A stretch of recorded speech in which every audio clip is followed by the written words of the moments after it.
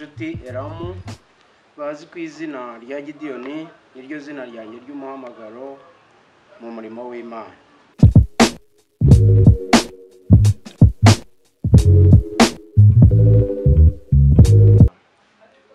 Hello Kigali, hello Rwanda.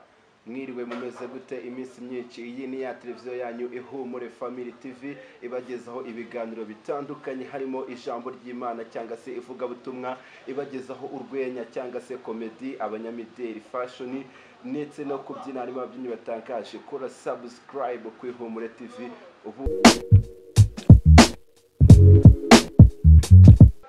Hello Kigali, hello Rwanda.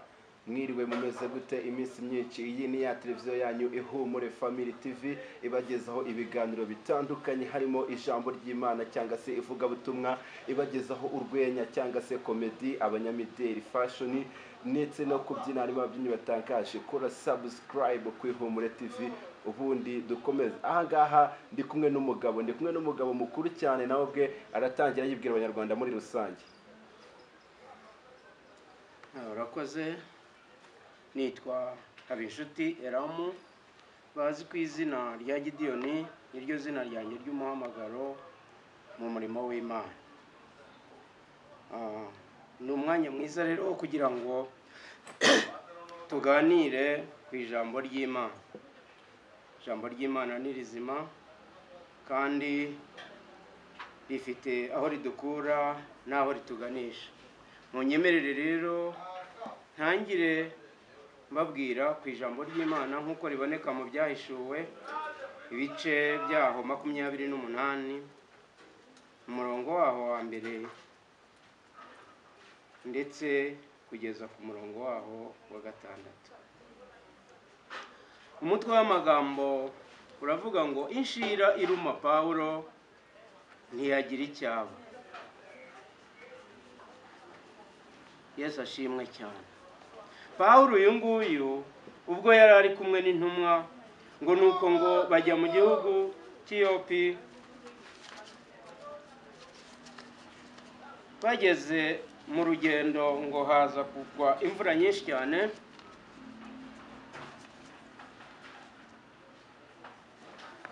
Muri iyo mvura nyinshi cyane bakenera ahantu ho kugama, ngo nuko abenegihugu barabakira. Yesu ashimwe cyane. Bamaze kubakira ngo babacanira umuriro, ariko ngo Pawulo acyegeranya umuganda w'inkwi, ngo nuko havamo igikururuka kimuruma ku gikonjo. Yesu ashimwe cyane.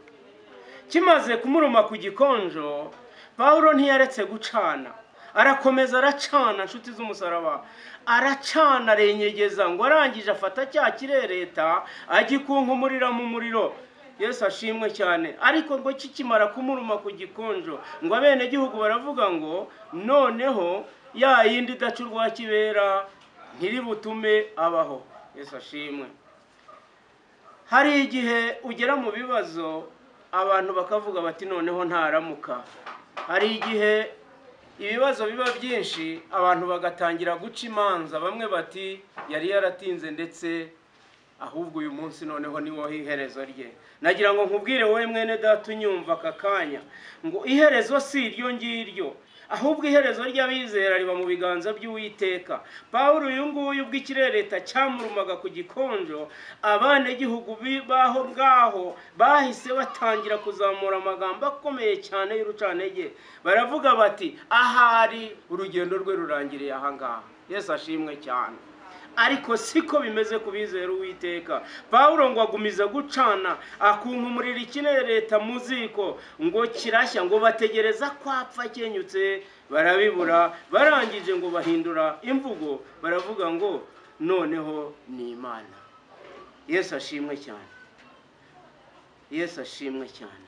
Pawulo uyu nguyu yari intumwa y'Imana, kandi niwe banze ry'intumwa, kuko yari intumwa ikomeye cyane, ari nawe wagiye ashinga amatorero hirya no hino mu isi yose. Yesu ashimwe cyane. Ariko nawe yahuye n'ibibazo, ahura n'ibimugerageza byinshi cyane. Mwibutse ko Pawulo uyu nguyu nubwo yari ari mu nzira nabwo ajya i Damasiko nabwo yahuye n'ibibazo nk'ibi ngibi ubwo yari atarakira Kristo nk'umwami n'umukiza w'ubugingo bwe, ariko yari azi ko arwanirira Imana, ariko aza kuboneka mu bantu barwanyaga Imana. Yesu ashimwe cyane. Pawulo yari yarize ibintu by'amategeko ku buryo yarwanyaga abantu bicara badakora, abantu mbese babyukira mu gusenga ntibagire imirimo bakora. Pawulo yatangiye ari barwanya cyane, ariko akarwanya abantu n'ubundi bari barahamagawe n'Imana gukora umurimo wo gusenga. Yesu ashimwe. Ngo nuko ubwo yari ari mu nzira y'i Damasiko agiye kurwanya abakozi b'Imana bakoreraga aho ngaho i Damasiko, ngo akubitanira na Kristo mu nzira, ngo amusumiye n'amaboko yakomeye cyane agwa yubamye. Pawulo aravuga ngo urinde ukomeye utyo ngo ngukorere. Ngo nuko aramusubiza, Uwiteka aramusubiza ati ni jyewe urwanya. Pawulo aravuga ati nakora iki kugira ngo mpindure inzira zanjye ntangire kugukorera uhereye none. Yesu ashimwe cyane. Pawulo ngo ahuye n'Uwiteka arangije aravuga turi muntu ki ngo ntangire ari we nkorera. Pawulo yakira Kristo nk'umwami n'umukiza, atangira uwo munsi aravuga ngo mu rugendo rwanjye sinzigera nsubira inyuma. Yesu ashimwe cyane. Pawulo ntiyigeze yongera gusubira inyuma na rimwe, kuko yahuye n'amaboko akomeye y'Uwiteka.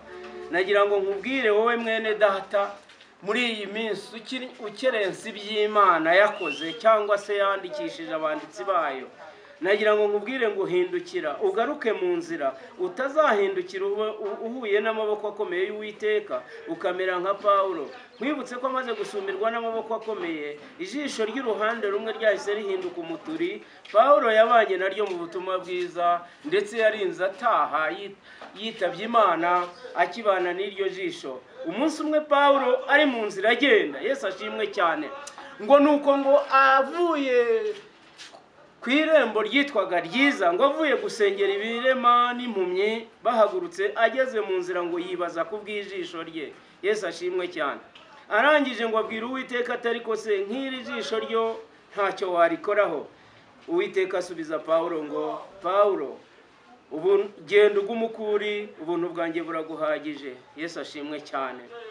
Muri iyi minsi ya none turimo turashaka kwihindura abo tutari bo, turashaka kumenyekana aho twamenyekanishije Kristo. Nimureke Kristo aba ari we umenyekana, muri byose bisigaye bizaza ari inyongera kuri twe. Bene data bakundwa, nshuti z'umusaraba, iyo Kristo yamenyekanye muri wowe akamenyekana mu byawe, bigenda biba byiza kandi urugendo rwawe rukaba rwiza, ukazarusoza amahoro. Yesu ashimwe cyane. Imana yacu iduhana umugisha. Pawulo uyu nguyu ngo akimara guhura n'ikirereta kimaze kumuruma ku kaboko, ahari nawe waba warahuye n'ibirereta, akazi wari ufite warakambuwe, inshuti zagushizeho, icyo ni ikirereta. Nagira ngo nkubwire ngo wowe nyumva, untege amatwi dusengane Imana muri uyu munsi. Ahari waba ari umunsi wawe, ahari waba ari umunsi wo gutabarwa kwawe, ahari yaba ari isaha yawe yo kugirirwa neza n'Uwiteka, ahari imbabazi z'Uwiteka zaba ziri hafi yawe. Yesu nashimwe cyane. Doperi revo. Imana yacu y'icyubahiro, Imana ikomeye, tayinemeniyanse, igiye kugirana neza abantu bayinambyeho, nk'uko Pawulo yanambye ku Uwiteka akaguma agacana akenyegeza umuriro, maze ikirereta akagikunkumurira mu ziko. Ahari waba inshuti zawe zarakuvuyeho, imiryango yawe yaragushizeho, abana urubyaro ntarwo ufite, imiryango yaratatanye wacitsemo kabiri, ariko ahari icyo ni ikirereta kikikuri ku kaboko. Imana yacu nishimwe cyane. Ngo Pawulo amaze kugikunkumurira mu muriro kirashya, ngo nuko abari aho ngaho bene gihugu ngo batangira guhindura imvugo, baravuga ngo bishobora kuba bikozwe n'Imana y'uyu mugabo asenga. Yesu ashimwe cyane. Imana nigutabara, abantu bakwifurizaga ibyago, abantu bakwifurizaga gupfa, bazahindura imvugo, bazavuga bati wa muntu twajyaga duhinyura gusenga kwe, ariko noneho Imana ye irabyerekanye, irabigaragaje. Imana yacu nishimwe cyane. Ahari numara gutabarwa, abantu bazatangira bakubwire bati twari twaragusengeye Imana, ariko ntabwo ari byo, kuko hafi ya benshi baba bifuza ngo umuntu akorwe n'isoni. Ariko Imana yacu yarirahiye, iravuga biravuga ngo abankorera by'ukuri bagahagarara mu cyuho cy'ubwoko bwanjye bakagambirira neza bagakora neza ntabwo bazigera bakorwa n'isoni. Mwene data nukorera Imana by'ukuri kandi ukava mu byaha ugakora ibitunganye ukirinda inzira mbi zose ukigisha abantu inzira y'Uwiteka ndetse n'inzira y'ubuyobozi ukigisha abantu kubaha ababayobora kugira ngo baramire mu gihugu Uwiteka bahaye. Uwiteka ntazabura kukugirira neza kuko ijambo ryarambwiye ngo hahirwa uzagarurira benshi kubw'inzira yo gukiranuka ngo kuko wazaka nk'inyenyeri kandi ngo imvura y'umuhindo izamwambika imigisha. Imana yacu nitugirire neza cyane. Wowe wumvise ubu butumwa bwiza bw'uyu munsi ugume mu mwanya wawe uhagarare mu mwanya wawe naho ikirere cyaba kikinagana ku gikonjo ariko isaha y'Uwiteka nigera kiravaho kandi nikivaho uraza kwishima uraza kuvuza impundu ndetse wowe n'imiryango yawe wowe n'inshuti yawe muraza kwishima kandi muvuza impundu. Yesu ashimwe cyane.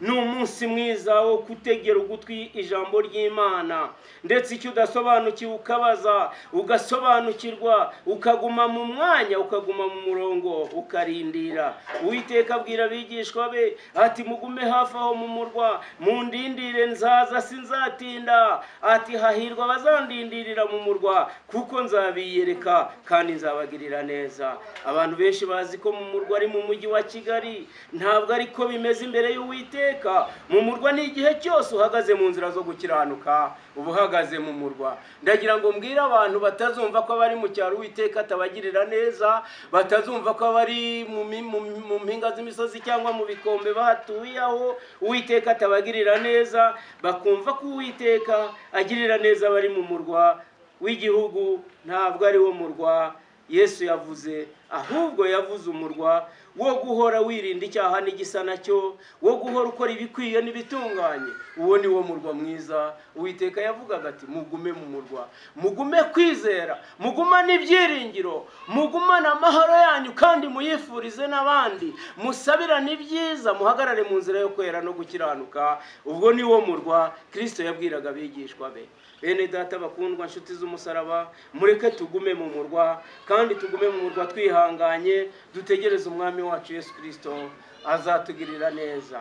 Kandi igihe ni iki kugira ngo buri wese uwasengaga rimwe asenge kabiri tugume kwizera kandi wari umaze kugutana agiye inyuma y'umurongo agaruke mu murongo w'Uwiteka kuko ni ijambo ry'ihumure. Uyu munsi ndimo ndabwira abantu ijambo ry'ihumure ko naho ikirere cyaba kikinagana ku gikonjo igihe kigeze tugacana umuriro tukagikungumuriramo abantu bagatangira guhindura imvugo bakavuga bati noneho ibi ngibi ni Imana ibikoze.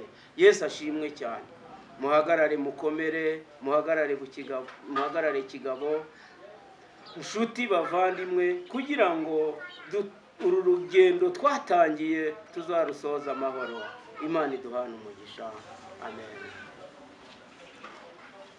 Abanyabwenge bo mw'isi baricaye hasi baratekereza bashakashaka icyabahesha amahoro. Amahoro y'isi barayabuze. Abanyabwenge bo mw'isi baricaye hasi baratekereza bashakashaka amahoro. Amahoro y'isi barayabuze.